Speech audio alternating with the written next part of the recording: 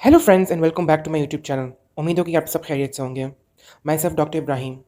मेरी वीडियो देखने से पहले लाइक, कमेंट, शेयर और सब्सक्राइब कीजिएगा और साथ ही साथ बेल आइकन प्रेस कर दें। फ्रेंड्स, आज की वीडियो में हम ओवेरियन कैंसर यानी कि अंडे दानी का सरतान से रिलेटेड चर्चा करेंगे। ओवरीज जो कि रिप्रोडक्टिव ऑर्गन है, ये दो होती हैं और ये फीमेल्स में पाई जाती हैं। ये यूट्रस यानी कि हमारे बच्चेदानी के ईदर साइड पे, दोनों साइड पे एक एक अटैच होती है फेलोपियन ट्यूब के साथ।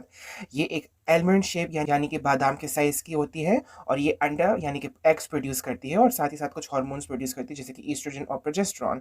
अगर आप इस पिक्चर में गौर करें, ये होती है ओवरीज, एक यहाँ पे और दूसरा यहाँ पे। ये साथ में हमारे पास फेलोपियन ट्यूब्स होती हैं और ये यूट्रस है यानी कि बच्चेदानी। यहाँ पे भी एनाटॉमी में आप फोकस कर सकते हैं। ये एक ओवरी यहाँ पे और एक लेफ्ट साइड पे और एक राइट साइड के ऊपर। चलिए फ्रेंड्स, सिम्टम्स से रिलेटेड जानते हैं। ओवेरियन कैंसर के अर्ली स्टेजेस में हमारे पास सिम्टम्स ज़ाहिर नहीं होते हैं। ज़्यादा से ज़्यादा पेशेंट कॉन्स्टिपेशन यानी कब्स या इरिटेबल बाउल की शिकायत करता है। जब कैंसर एडवांस स्टेज में दाखिल हो तो हमारे पास कुछ साइंस और सिम्टम्स आ जाते हैं, जैसे मौजूद है एब्डोमिनल ब्लोटिंग और स्वेलिंग यानी कि पेट में ब्लोटिंग हो जाना, थोड़े खाने से पेट भर जाना, वेट लॉस होना, इसके अलावा पेल्विस के एरिया में डिस्कम्फर्ट होना और बावल हैबिट्स में चेंजेस आना, जैसे कि कॉन्स्टिपेशन की शिकायत रहना। इसके अलावा ज़्यादा यूरिनेशन का आना यानी कि पेशाब का ज़्यादा आना। इस पिक्चर में आप मुलाहिज़ा कर सकते हैं मुख्तलिफ साइंस और सिम्टम्स के बारे में बताए गए हैं। चलिए अब कॉजेज़ से रिलेट बात करते हैं। फ्रेंड्स, ओवेरियन कैंसर का कोई स्पेसिफिक कॉज तो नहीं है, लेकिन कहा जाता है कि जेनेटिक म्यूटेशन की वजह से हमारे ट्यूमर सेल्स यानी कि कैंसर के सेल्स जो कि एबनॉर्मल कैंसर सेल्स होते हैं वो बनना शुरू हो जाते हैं। ये और देखते ही देखते ये ट्यूमर के जर्म सेल्स हमारी पूरे बॉडी में खून के ज़रिए फैल जाते हैं, जिसे हम मेटास्टेसिस बोलते हैं। जैसे कि आप इस पिक्चर में देख सकते हैं, ये कैंसर फोका है यानी कि ये ट्यूमर है। इसमें से कैंसर के सेल्स ब्रेक होकर खून में दाखिल होकर पूरी बॉडी में फैल जाते हैं। यहाँ पे भी एक पिक्चर दिखाई गई है। चलिए अब हम टाइप्स ऑफ ओवेरियन कैंसर पे थोड़ी सी चर्चा करते हैं। फ्रेंड्स, हमारे पास ओवेरियन कैंसर की 3 टाइप्स होती हैं। सबसे पहले होती है एपिथेलियल ट्यूमर्स। ये सबसे कॉमन होती है। ये ओवरी के सबसे आउटर लेयर यानी कि जो आपकी अंडेदानी की सबसे ऊपरी लेयर होती है, उसका कैंसर होता है और ये कम से कम 90% यानी कि 90% पेशेंट्स में यही कैंसर पाया जाता है। सेकंड हमारे पास मौजूद है stromal tumours. Stromal tumours hormone producing sales से बनता है, यानी कि जो हमारे अंडेदानी में हार्मोन्स बनाने वाली जो सेल्स होती हैं, उनमें से ये कैंसर बनता है और ये अर्ली स्टेज में भी डायग्नोस हो सकता है। इसकी शरह कम से कम 7% है। थर्ड एग्जांपल में मौजूद है germ cells tumour. Germ cells tumours हमारे पास एग प्रोड्यूसिंग सेल्स से बनते हैं, यानी कि जो हमारे अंडेदानी में अंडा बनाने वाली सेल्स होती है, उसमें से ये ट्यूमर बनता है और ये ज़्यादातर यंग वुमेन्स यानी कि जवान औरतों में पाई जाती हैं।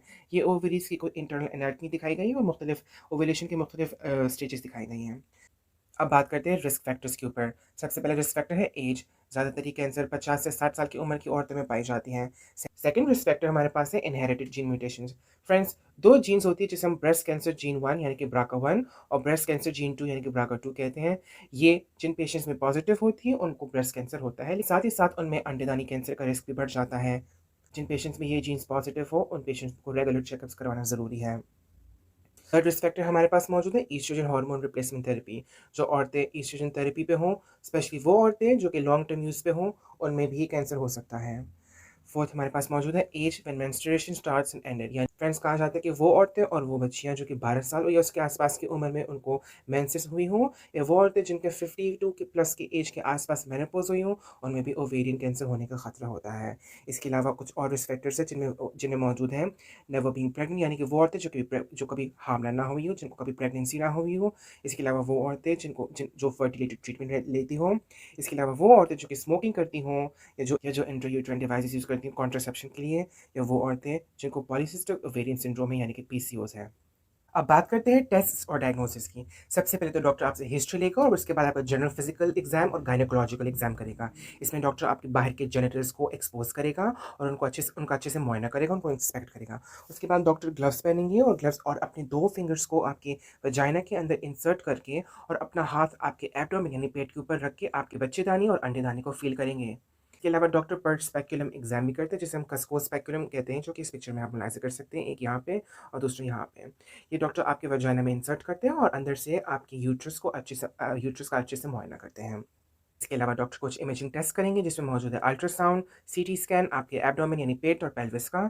इससे डॉक्टर आपके ओवेरियन कैंसर के साइज, उसके शेप और उसके स्ट्रक्चर्स को मालूम कर सकता है और जनरल ओवेरियन एनाटमी भी देख सकता है। MRI, x ray, ultrasound CT scan भी करवा सकते हैं। इसके अलावा कुछ ब्लड टेस्ट भी की जाती है जिसमें एक स्पेसिफिक ब्लड टेस्ट होता है जिसे हम CA-125 टेस्ट कहते हैं। ये एक एबनॉर्मल प्रोटीन होता है जो कि आपके ओवेरियन ट्यूमर प्रोड्यूस करता है और इसकी शरह आपके खून में बढ़ जाती है जब आपको अंडेदानी का सरतान हो।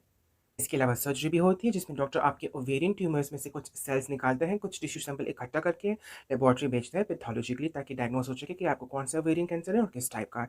इसके अलावा आपके पेट में से पानी यानी कि एब्डोमिनल फ्लूइड भी कलेक्ट की जाती है जिसे हम एसाइटिक फ्लूइड कहते हैं और उसको भी एग्जामिनेशन के लिए भिजवा दिया जाता है। ये इन्वेजिव और रोबोटिक सर्जरी के ऑप्शन में भी मौजूद होता है जैसे जैसे कि आप इस पिक्चर में देख सकते हैं। यहाँ पे डॉक्टर सर्जरी करके आपके ओवरी में से कुछ सेल्स निकाल के ये लेबोरेटरी भेजते हैं जो कि आप यहाँ पे देख सकते हैं। फिर वहाँ पे पैथोलॉजिस्ट इसको स्टडी करता है स्लाइड के नीचे। इसके अलावा आपके सारे फ्लूइड यानी कि आपके पेट का पानी भी इकट्ठा होकर उसको भी टेस्ट के लिए भिजवाया जाता है।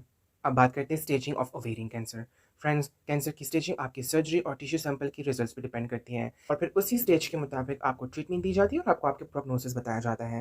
अगर हम स्टेजेस की बात करें तो स्टेज 1 में हमारे पास कैंसर ओवरीज के अंदर यानी कि अंडेदानी के अंदर मौजूद होता है। स्टेज 2 में ये कैंसर आपके दोनों ओवरीज में भी फैल सकता है और आपके पेल्विस में भी फैल सकता है। स्टेज 3 में ये कैंसर आपके पेट में फैल सकता है यानी कि एब्डोमेन के एरिया में और स्टेज 4 में ये कैंसर आपके एब्डोमेन से बाहर यानी कि आपके लंग्स, आपके लिवर, आपके मुख्तलिफ बॉडी ऑर्गन्स को अफेक्ट कर सकता है। जैसे कि आप इस पिक्चर में देख सकते हैं स्टेजेस को। स्टेज 1 में कैंसर आपके ओवरी ओवरी तक कन्फाइंड है। स्टेज 2 में आपके दोनों ओवरीज अफेक्ट हो सकती है और कैंसर आपके पेल्विक रीजन में फैल सकता है।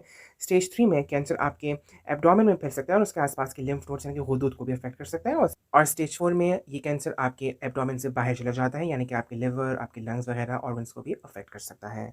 चलिए फ्रेंड्स, अब हम ट्रीटमेंट एंड ड्रग्स की बात करते हैं।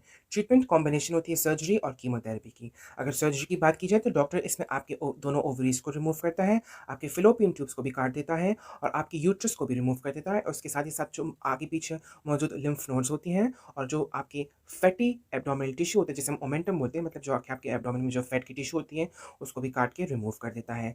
डॉक्टर कोशिश करता है कि मैक्सिमम कैंसर सेल्स रिमूव कर दी जाए, जैसे कि इन पिक्चर्स में आप मुलाहिजा कर सकते हैं यहाँ पे। और यहाँ पे बताया गया है कि ये कैंसर में जैसे कि ओवरीज, ये फ़िलोपियन ट्यूब्स जो ये रहे, आपका यूट्रस ये सारा रिमूव कर दिया जाता है जिसे हम टोटल हिस्टेरेक्टमी और बायलैटरल सल्पिंगो ओफरेक्टमी कहते हैं। कहा जाता है कि अगर कैंसर को स्टार्ट के स्टेजेस में ही डायग्नोस कर दी जाए और इसकी ट्रीटमेंट शुरू कर दी जाए तो इसकी प्रोग्नोसिस और इसका आउटकम बहुत अच्छा होता है। स्टेज 1 ओवेरियन कैंसर में सिर्फ आपकी एक ओवरी और एक फिलोपियन ट्यूब को रिमूव कर दिया जाता है। इस प्रोसीजर से आपकी माँ बनने की एबिलिटी को भी प्रिजर्व कर दी जाती है। जैसे कि आप इस पिक्चर में देख सकते हैं, जैसे कि सिर्फ फिलोपियन ट्यूब और ओवरी को काट के रिमूव कर दिया जाता है एक साइड की और दूसरी साइड को छोड़ दिया जाता है। ये तब होता है जब कैंसर स्टेज 1 में हो यानी कि ज़्यादा ना फैला हो। अब बात करते हैं कीमोथेरेपी की। सर्जरी करने के बाद भी आपको कीमोथेरेपी की ज़रूरत होती है ताकि जो बकिया कैंसर सेल्स हैं उनको भी मार दिया जाए। ये कीमोथेरेपी के ड्रग्स आपकी सीधा आपके वेन में इंजेक्ट की जाती है या आपके एब्डोमिनल कैविटी यानी कि आपके पेट में भी सीधा इसको इंजेक्ट किया जाता है। कीमोथेरेपी इनिशियल ट्रीटमेंट भी होती है कुछ एडवांस्ड स्टेज ओवेरियन कैंसर में। ओवेरियन कैंसर के लिए कीमोथेरेपी का एक फेमस कॉम्बिनेशन होता है जिसे हम कार्बोप्लेटिन प्लस पैक्लीटैक्सेल बोलते हैं। ये 2 ड्रग्स होती है जो कि हम पेशेंट को देते हैं। कार्बोप्लेटिन जैसे कि आप इस पिक्चर में देख सकते हैं और पैक्लीटैक्सेल को जैसे कि आप इस पिक्चर में देख सकते हैं। अब बात करते हैं लाइफस्टाइल एंड होम रेमेडीज़ की। फ्रेंड्स, ओवेरियन कैंसर को हम प्रिवेंट तो नहीं कर सकते, लेकिन कुछ रिस्क फैक्टर्स होती हैं जो कि ओवेरियन कैंसर से आपको बचा सकती हैं। इसमें सबसे पहले हमारे पास मौजूद है ओरल कॉन्ट्रासेप्टिव पिल। स्पेशली वो फीमेल जो कि 10 या 10 साल से ज़ायद अरसे ओरल कॉन्ट्रासेप्टिव पिल्स इस्तेमाल कर रही हों। इसके अलावा अगर आप पहले प्रेग्नेंट हुए हों या आपने बच्चे को ब्रेस्ट फीडिंग यानी कि दूध पिलाया हो या इसके अलावा आप हर रोज़ एस्पिरिन की दवाई खाते हैं, तो इससे कैंसर होने के चांसेस कम होते हैं। तो फ्रेंड्स, उम्मीद है कि आपको आज की वीडियो अच्छी लगी होगी। इंशाल्लाह आपसे नेक्स्ट वीडियो में मुलाकात होगी। तब तक अपना ख्याल रखिए। अल्लाह हाफ़िज़।